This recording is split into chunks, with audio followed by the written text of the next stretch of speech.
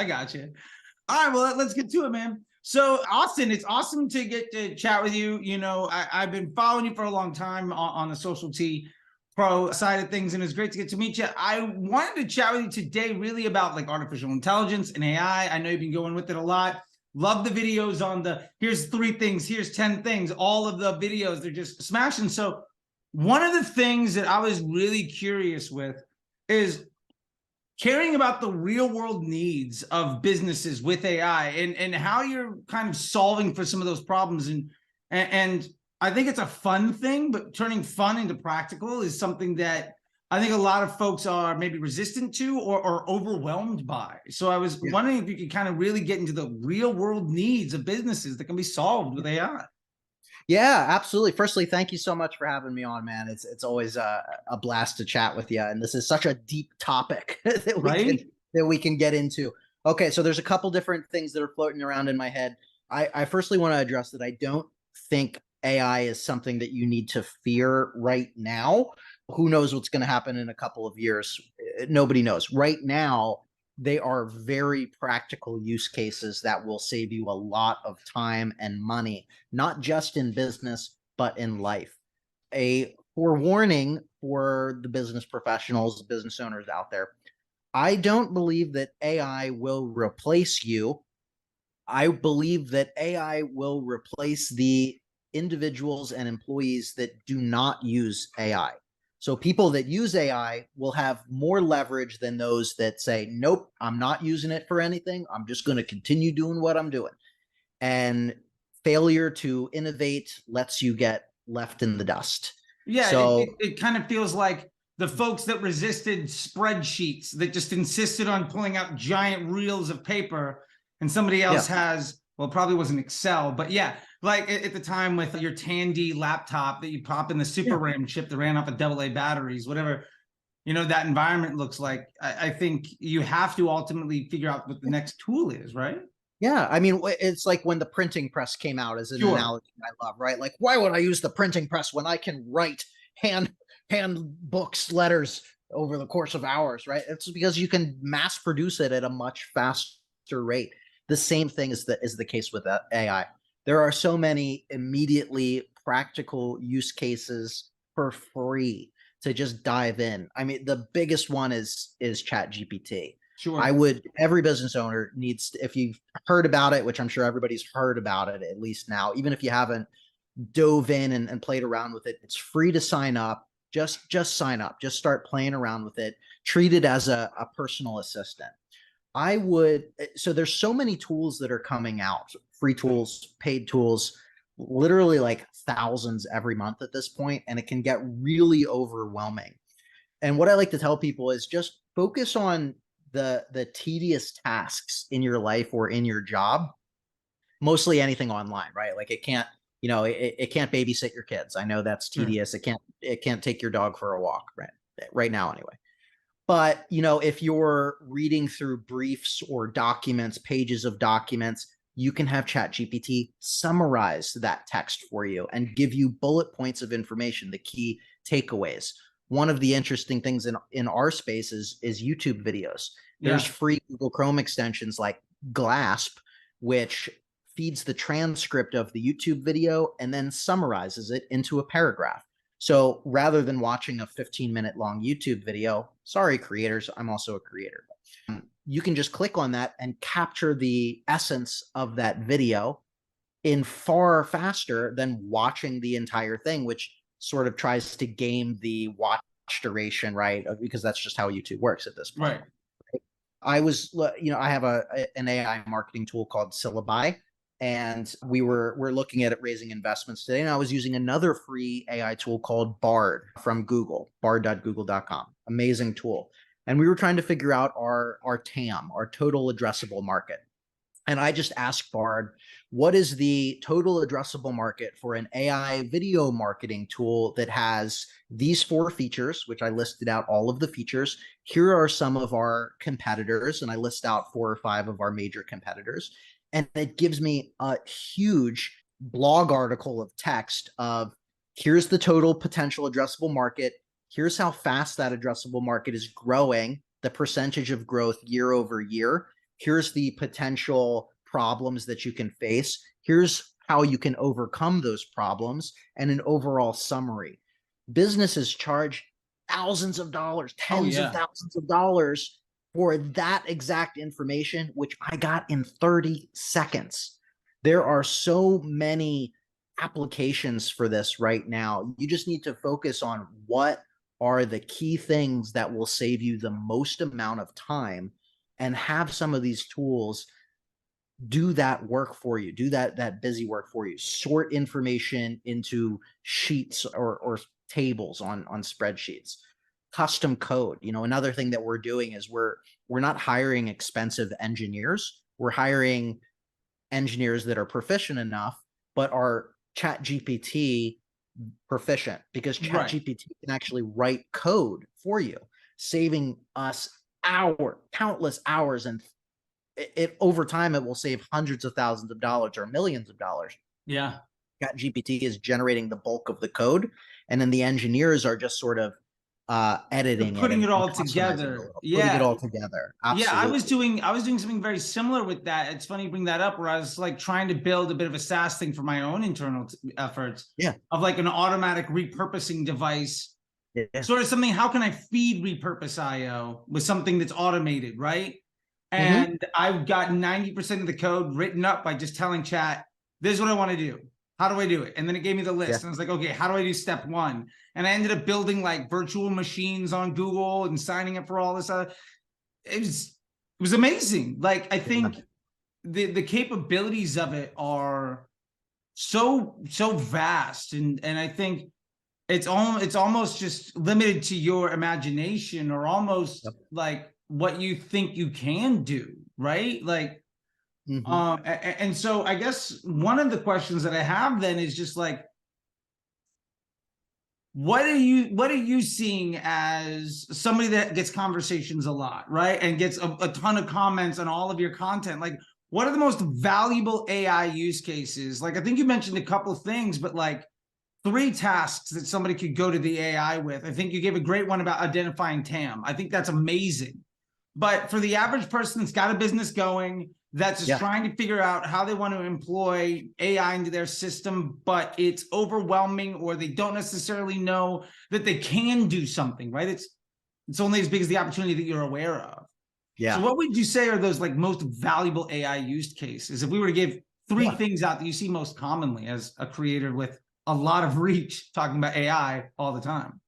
Yeah, I'll give you one of my personal favorite tools and use cases of how I'm using it, and then I'll share my tool Syllabi, because that's why we're that's why we're building it as a use case as well. So one of my favorite AI tools right now is Otter.ai, which is an amazing. It's actually sitting in our meeting on this right now. It's like a personal assistant that transcribes your Zoom meetings or Google meetings, and it provides notes and note taking and context on all of it. So it records everything. I don't even pay for it. You can pay for it. I have the free version, which I think records up to 38 minutes, which is a very random time. But it sorts it by voices. So it has voice 1, voice 2, voice 3, etc., for how many people are in the meeting. It organizes it by categories. You can search the transcript afterwards for keywords. Like if we mentioned, like later on, I can review the transcript and search for Otter, and it'll bring me to this exact moment.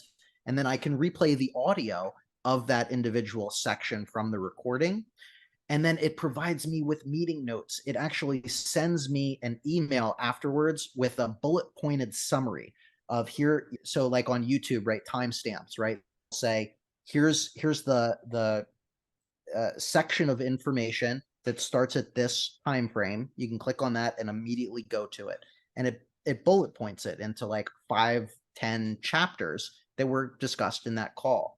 That's like having a personal assistant that's taking notes for you in the call, or so, if you have like a board meeting and you need to record minutes for your board meeting, this is the perfect tool that just works passively in the background. This has been a game changer for me. So that's one. The other is my tool, Syllabi.io, and that's Syllaby.io. And we I have a video marketing agency. That was my first business. So we've been in business for four years. I've been doing video marketing for 9 years. I've been doing social media for 18 years. And I took all of that experience and having worked with hundreds of business owners over the last several years, and we turned the processes of what we do as an agency into a tool for 1/100th of the cost. So every business owner knows that they need to create content for social media if they want to grow their business, right? But a lot of the problems that business owners face is they don't know what topics to create content on. They don't know what to say in the actual videos. They need help staying consistent and accountable, because that's the Sure. most important thing to success. They don't like being on camera for one of the various reasons that they're probably self-conscious about, or they had a bad hair day, or they just It might don't just like be their voice. introverts or Yeah, whatever. Like, it was funny, my dad made a absolutely. YouTube video and Yeah. he's like, I got 200 views on my video about international function point counting. He's an IFPUG member Yeah. and like a computer scientist guy. And he's like, how do I get more views on this? And I don't want to do any social media to promote this thing. And I was just like, well, you come to an interesting place. I'm glad to help. And I showed him some vidIQ Yeah. stuff and some other Mhm. things. And I was telling him, I actually showed him this tool and it was like, you could follow through on this and you might feel uncomfortable. There might be some things you don't like, but now if you can manage this tool, it'll do 98% of the stuff for you. Right. And maybe you feel more comfortable with it and you just want to take more ownership over time. And it was interesting. But we'll see if Pug becomes a client at some point in time. We'll see. But no, I love it because Yeah. as somebody that works with brands that are trying to scale and grow, I would say there's a minority of business owners are folks that are comfortable being on camera salesmen. Totally. And some folks, Yeah. like when I tell them, they're like, well, it's easy, Charlie. You have this, okay, I've got a background in radio. Of course, I've got 3 YouTube channels. I got like a dozen. So whatever, I'm all over the place. It's easy for me, but I think the fact that you've taken a lot of that into this, and I love it. Maybe we can dive in a little bit more into exactly what the whole tool is built out in a little bit. Yeah. But I love the fact that you're using this to basically say, this is a thing. I think if I remember correctly, your site's like, this is hard, but you need it. So this is how we do it in like minutes. Something roughly, I think it's a poor, not verbatim on the tagline, but it's pretty good. Yeah, I mean the value prop really is create a month's worth of video content in 10 minutes. Which is, I mean, why would you not want to do that? I think it's amazing. Right. And I love that. What I like about both of those things you just mentioned is, I think when people think AI, the number one thing everybody's talking about is chat, right? Chat GPT. I love that when you mention Otter, like, that is a really simple AI and it absolutely does the job. Like, the valuable use case, like you said here, is it saves you time. It eliminates human error. Mhm. And something else that I find on meetings constantly is you'll have 2 people that have a conversation that's in depth and they walk away having 2 different interpretations of what you were talking about. Totally. Yeah. Now, if you'd ask my wife, that only happens with me in our conversations. I think that's because I'm, whatever. She said that to me yesterday. But I think the fact that you can have that in a way where it is so high level, so integrated, so just spot on and immediate, sets an SOP that means you don't have to worry about that anymore. And I think between that and then the Syllabi with what you're building is you're taking standard operating procedures of a business and then making them easy. Yeah. In a way where I'm not well organized. I don't want to pay somebody else to hop on a call to just repeat all this stuff. And they probably don't understand it. They're going to mistype things. They're going to there's no way they're going to be as good as Otter. And Otter's free. Yeah. And with the tool you're building, somebody like my wife or my dad, or like, I'm more of an extrovert, obviously, but like, there are plenty of folks that don't feel comfortable and also don't know what they should be doing. And Yeah. the fact that you can basically get to third base in 10 minutes is amazing. And I think AI is just this misunderstood thing of it's just the thing. My mom was in town for Mother's Day, and she said, you know, all the writer strike stuff. She's like, oh, they're just going to write all the TV shows with AI. And it's just like, that's her perception of it, not realizing that it's already so prevalent in so many other things. Right. I mean, I think the first AI that a lot of people dealt with that wasn't great was Clippy, you know, from Microsoft back in the Oh my 95 goodness. days. Right. There's a But it's throwback still, for you. Yeah. it's still there, right? Like, Yeah. and so I love that. I'm curious, with that being said, in the effort of maximizing your AI exposure, what do you think are some of the pitfalls that you're seeing like far too many people face? Because I know I can get overwhelmed by it, and I feel like I'm, Yeah. you know, smarter than the average bear when it comes to a couple of things, just because I'm in this business all the time. Yeah. Well, that's such a good question. I mean, because it is overwhelming, right? Like there's literally close to, if not more than 1,000 AI tools coming out a month. A Sure. lot of these are wrappers that they're called, that they're use cases for a particular industry built on the power of ChatGPT and some other AI out there. And so it creates a pitfall of, ooh, shiny new object, ooh, shiny new object, ooh, shiny new object, rather than focusing on the actual use cases that will bring immediate benefit to you. And so that's why, like, don't get caught up in all of these mass amounts of tools that are out there. Hone it in and really outline for yourself, what are the things that I wish there was an AI for that would save me hours every single day, or money for things that I'm paying an employee for, or so that sounds grim, but that I would be paying, or I could be paying for, that, or I'm doing myself, that I wish I could outsource it to for a very low cost. And when you outline that for yourself, then you can begin to look for tools that specifically fit those use cases, and start with that, because there's always going to be a new tool that comes out there, but focus on your unique needs for AI. Yeah, no, I think that's great. And I think ultimately, like, I totally agree in the overwhelming, and I see so many folks that are doing it that they try to get in, and they're like, "Oh, I don't understand one thing, so I'm just not going to do any of it." And I feel like there's Yeah. such an opportunity it's being missed. And you Yeah. know, my wife would say that it's like fun. Like I'm using it because I think it's fun. I think I'm using it because it has value. So Yeah.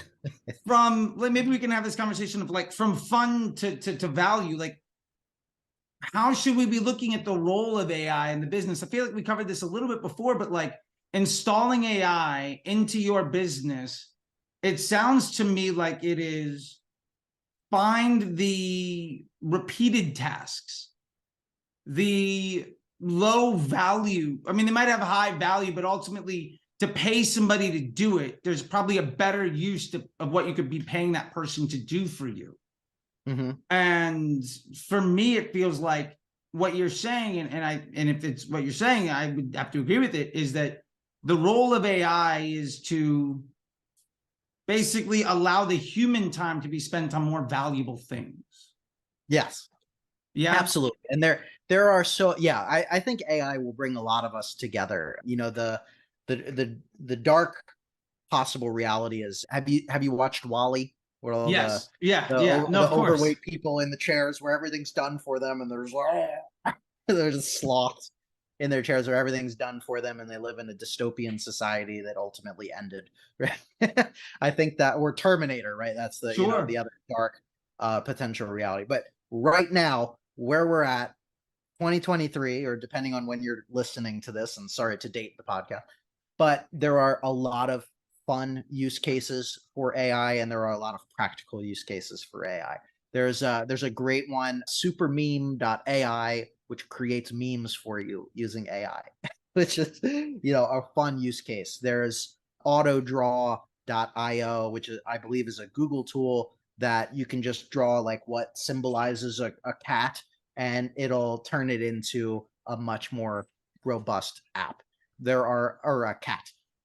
There are great image generators now. Dolly 2 is fantastic. Runway ML, I think, is arguably better than Dolly at this point, where just entering in really specific prompts will generate incredible, very high detail oriented pictures for you. And they're getting into the video creation space as well, where there's tools that are generating augmented reality setups where you can put a visor on and it creates a three-dimensional world, or video scenes are being created now. And it's all progressing so quickly that, it again, it's borderline overwhelming of how fast that this stuff is exponentially growing and how many tools are coming out. But I really think it's so important to just draw it back in and focus on what will bring you the most value. I mean, I use AI tactfully every day from some of the tools that I mentioned. Otter, I'm a little biased, but I use Syllabi every day. I really built it as a tool that would help me first, and we're like, all right, let's just roll it out to everybody. Those are some of the best things. the Like, yeah, Bard, like yeah, you have the use case built yeah, in. Like, why not yeah. make your superpower available for everybody?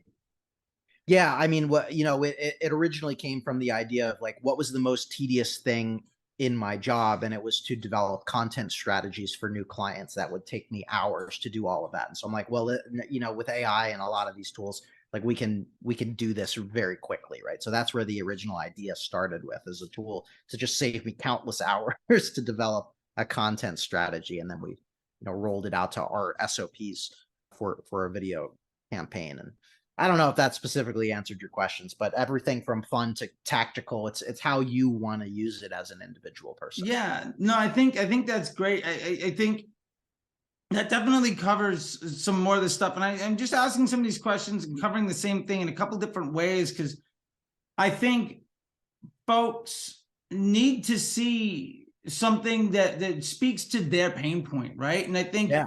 revolutionizing AI with a bunch of different use cases is great, but maybe that's not me. Like, maybe I'm somebody that doesn't have a lot of meetings and I'm good at my social media. Why would I need AI?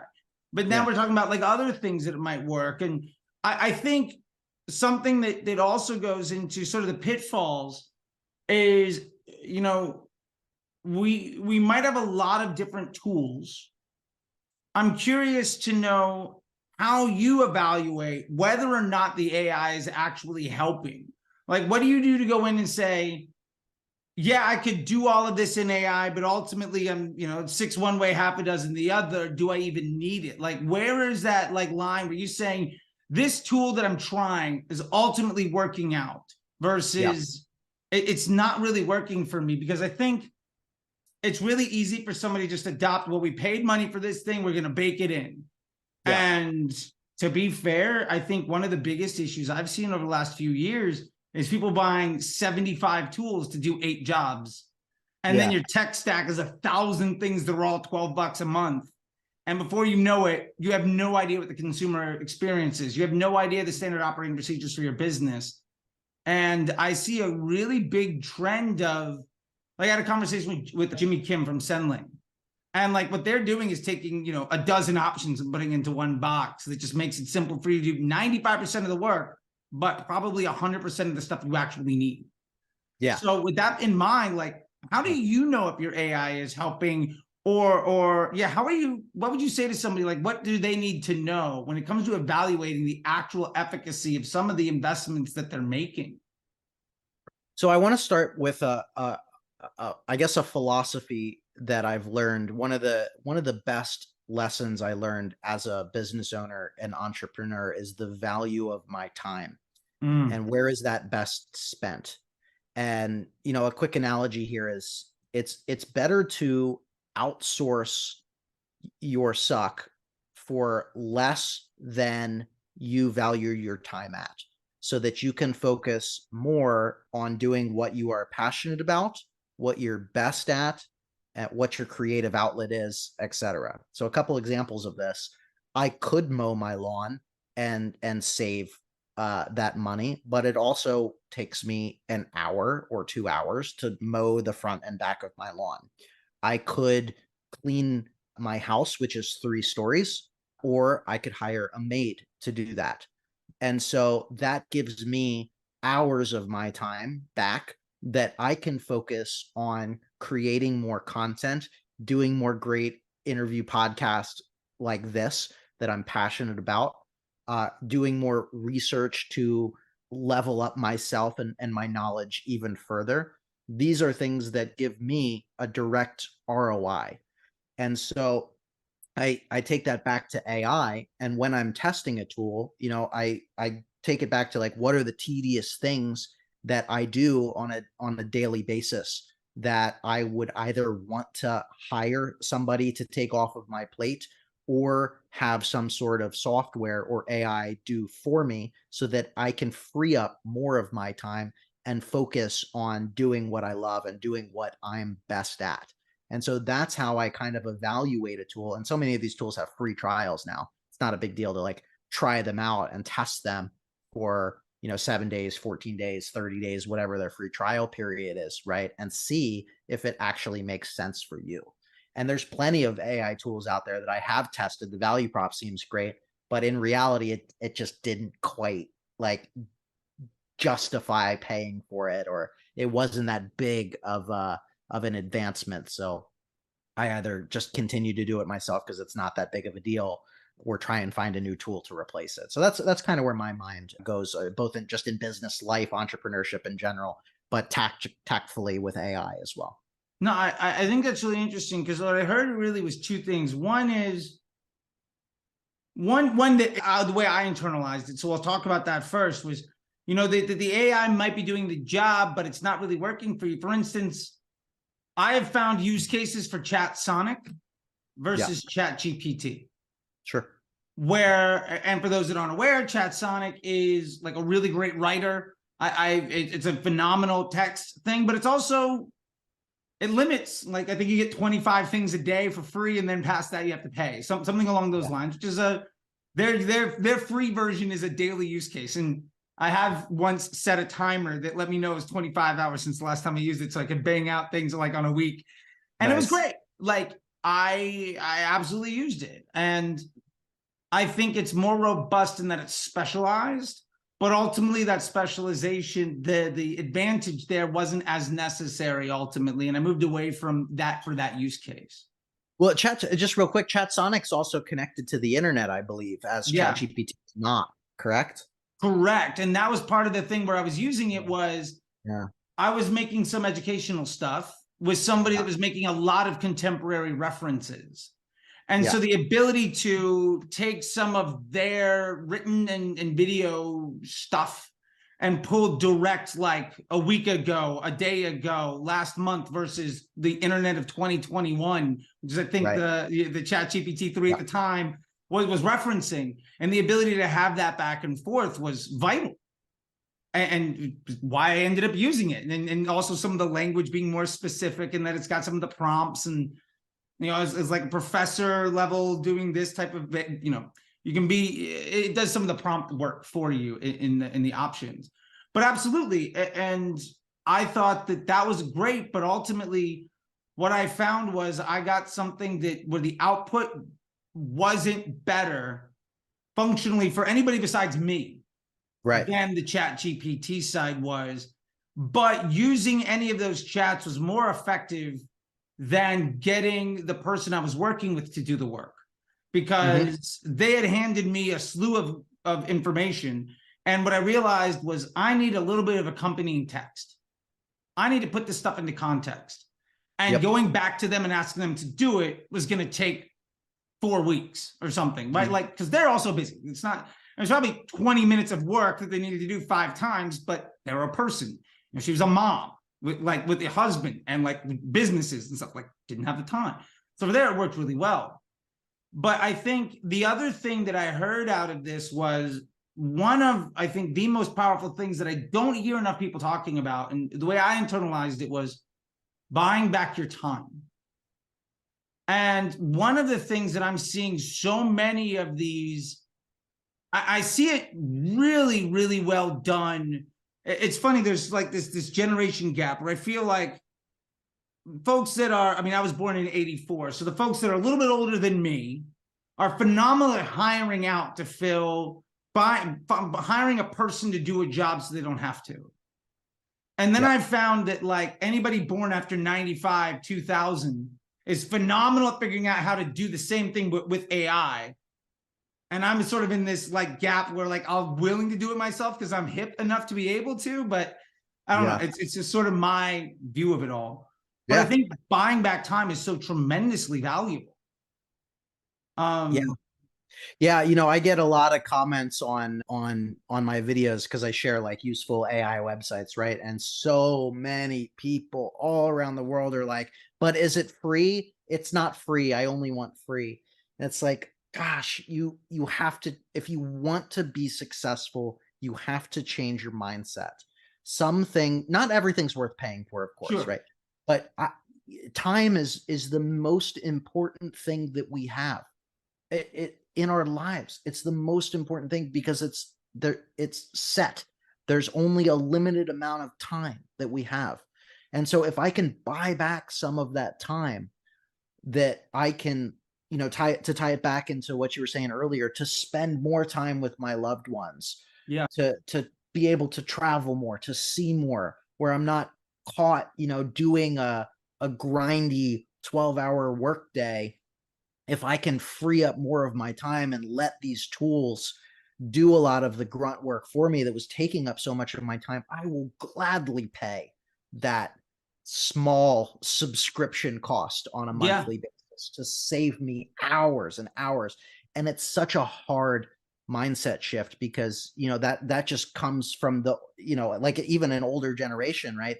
That's non-wealthy. It comes from saving versus spending, right? And it's scarcity. It's a scarcity mindset versus an abundance mindset, Yeah. right? And that scarcity mindset is such a trap of like, I can save this money, right, for later on in life, but later on in life is never guaranteed, right? Yeah. Just some thoughts there. No, I love it. And let me put like, while you were saying that, because I love the time with the family. And I think that that's so important, especially me and my wife are trying to build a family. And, you know, part of me is like, how do I get as much out of the day to day so I can spend more and more time doing that stuff that's important? One of the investments that I made, and I have nothing to do with them, but just a soft plug for Repurpose.io. Big fan of Repurpose. Love it. Yep. And I legitimately would spend, let's say on average, an hour a day to take my short form content. And what I was doing was even using a tool like Hubler, which I love. But it took me an hour a day to go through all of my channels and all the business and extract things out to schedule out to each place because I was doing it manually. And to be fair, I've got, you know, 3 different networks of social channels. Each one's on like 4 to 6 different platforms. Doing the busy work took at least an hour a day. And it was also human labor. So if I did A quality work, I'm making mistakes 3 to 5% of the time. Okay. That tool, I think I'm paying less than $30 a month. Yep. And so it basically is I'm willing to pay $1 an hour to spend time with my family in a way where I know the work is also getting done better than I can do it. And for me, when I put that real world thing, like how much would I spend in money to buy an hour with my family? And if you say it's less than $1, I don't know that I'm in a place where I can turn that down. And to be fair, because it's doing the work better than me, odds are what I earn from putting things out there just organically, I probably make money on that $1 an hour. Absolutely. More than what I could do for myself.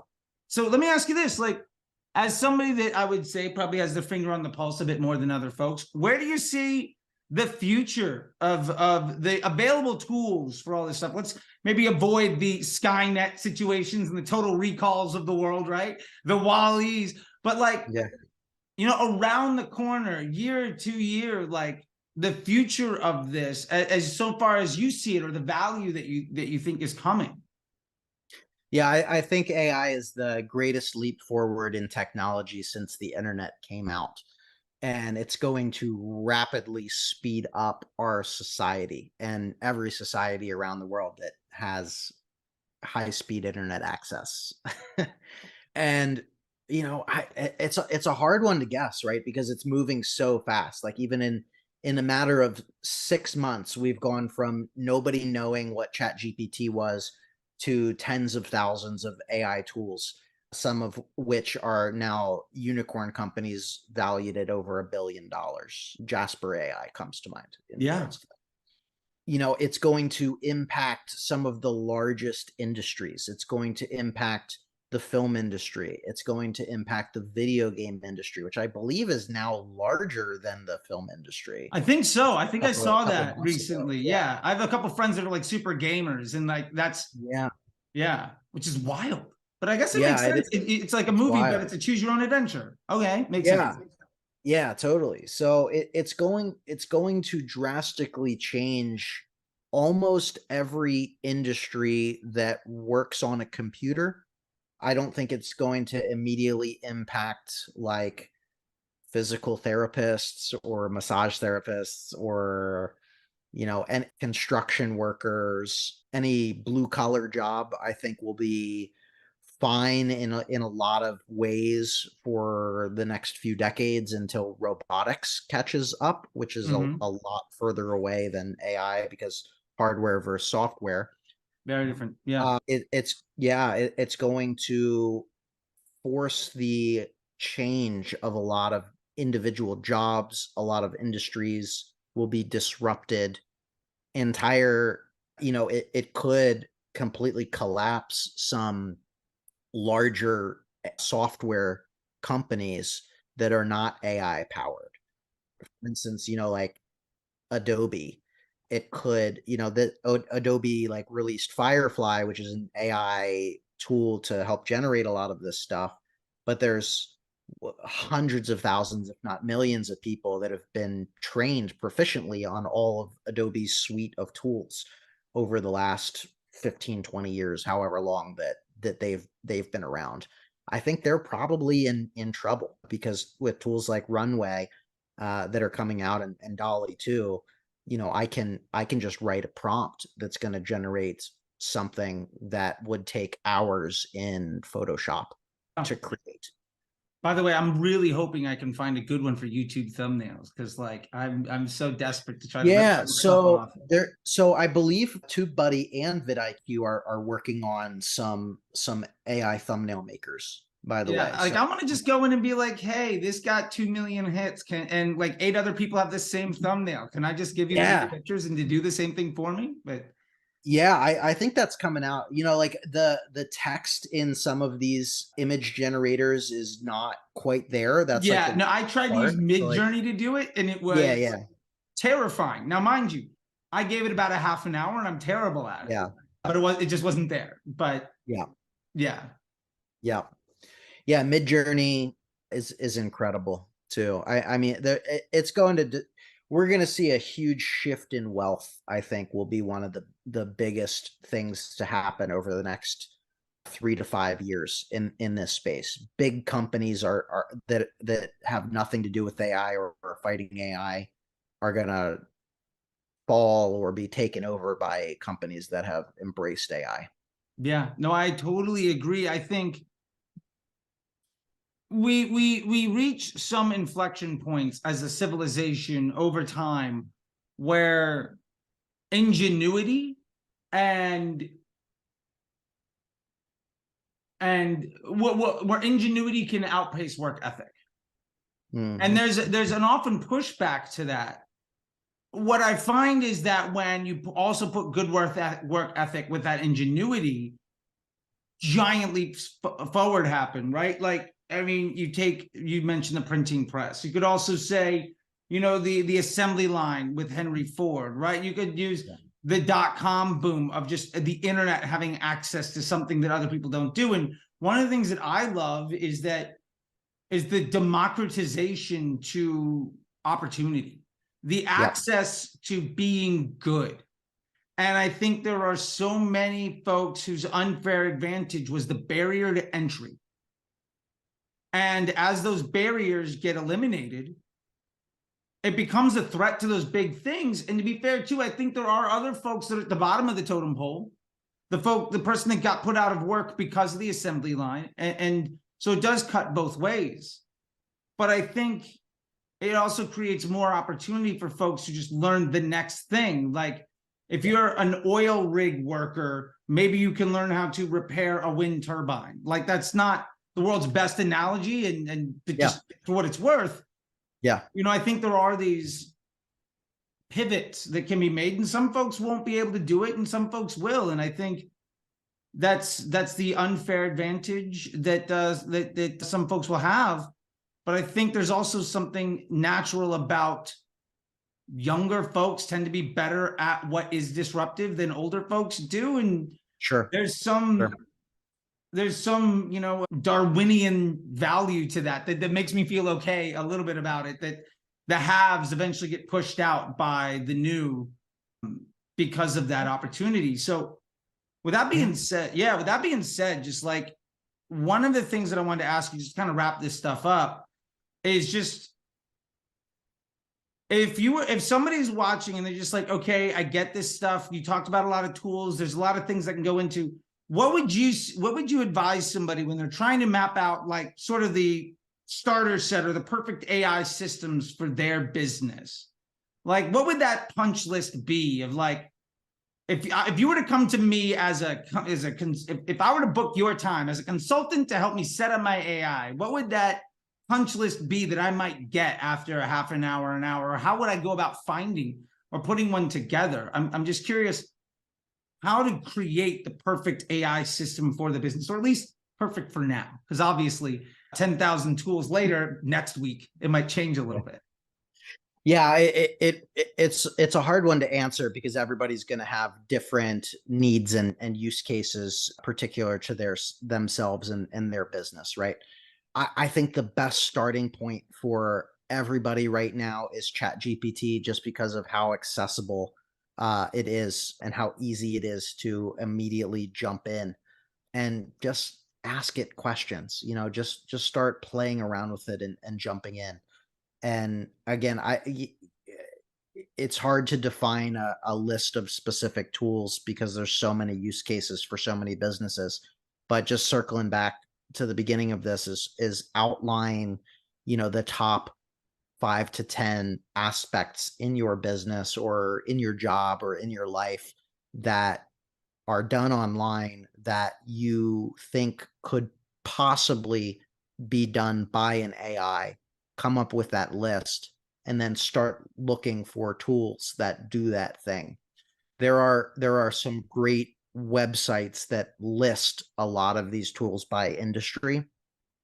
Futuretools.io is a wonderful one that comes to mind. I think there's a couple thousand AI tools listed on that site by use case, by industry, and then it gives you a full detailed breakdown of what that tool does and the costs of it and everything. Start searching through that index of websites and just come up with a list of a few that you think would really help save you a lot of time, and start testing them and experimenting with them and see if it does actually save your time. I love that answer because it's not a set in stone, but I think the second point you made of outline the 5 or 10 parts that you think might be able to be done.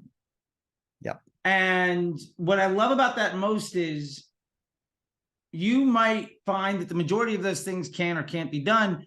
But once you get into the world a little bit and you start to go around the crevices and the nuances, you're going to find other things. And I think if we pair that with something else you talked about with buying back your time, like, you know, outsourcing the suck, I feel like that is probably the best way of going about it. And you're making me think of it like this, like one thing that if I were to kind of pay some advice that I give to folks and maybe put it into this realm is, if you were to time block your week, spend 1 week literally writing down what you do. How much of it is something that doesn't take critical thinking?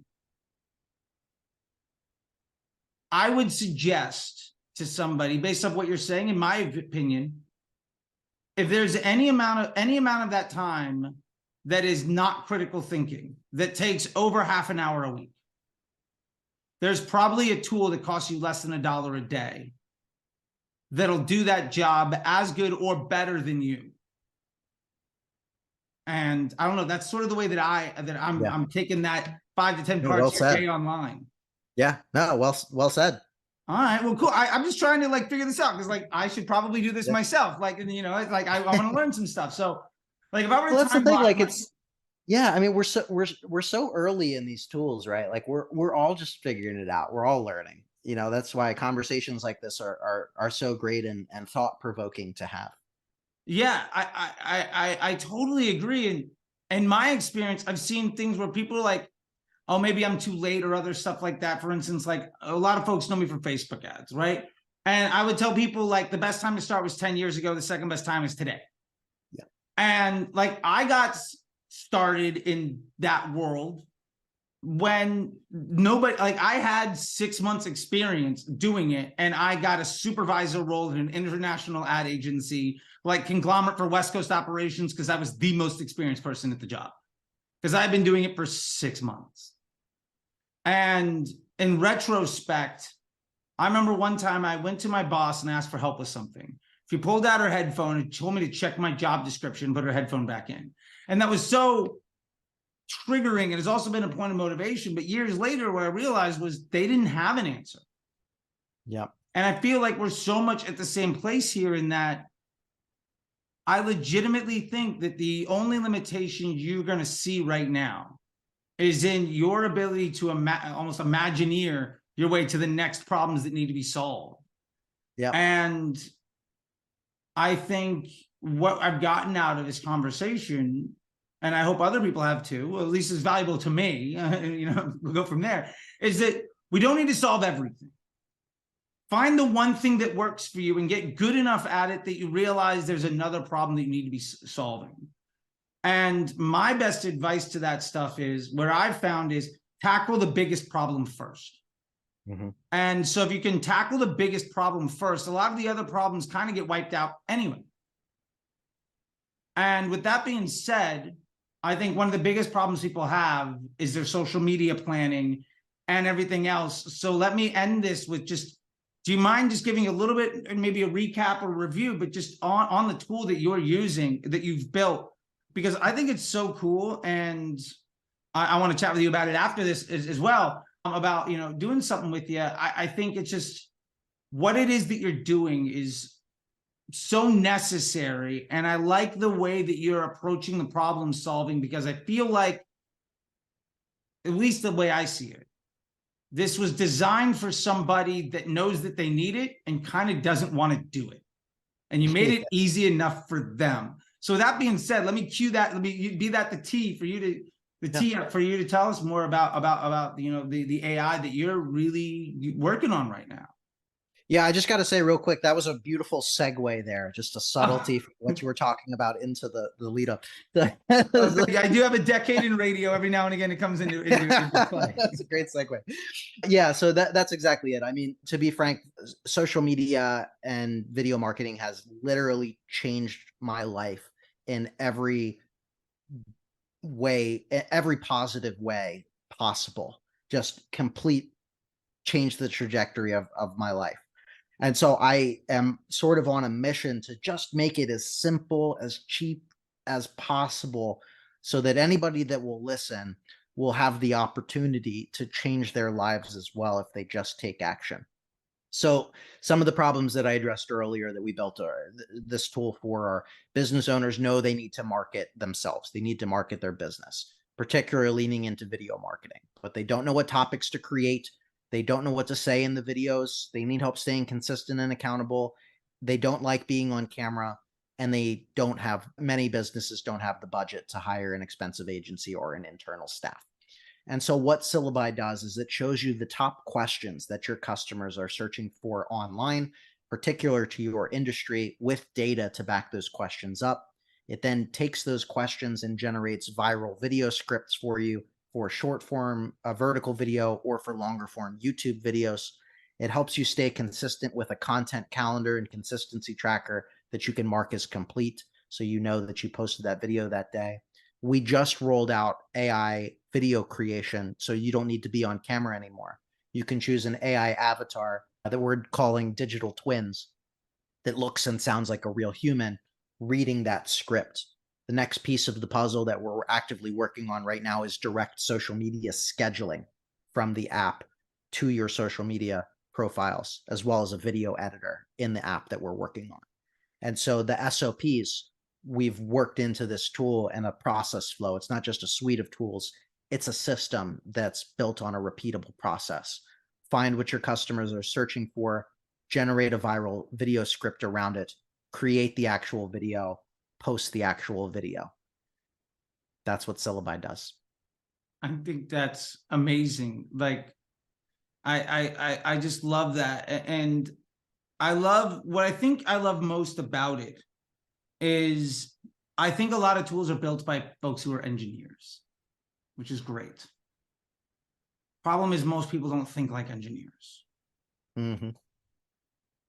I think what's awesome is it's the entire process, soup to nuts. And what I imagine is it's just going to stack more and more and more on, well, what's the next thing that needs to get done? And what's the next thing, right? So it's great. Here's the plan. Awesome. Oh, you don't want to be on camera. Okay, we've solved for that.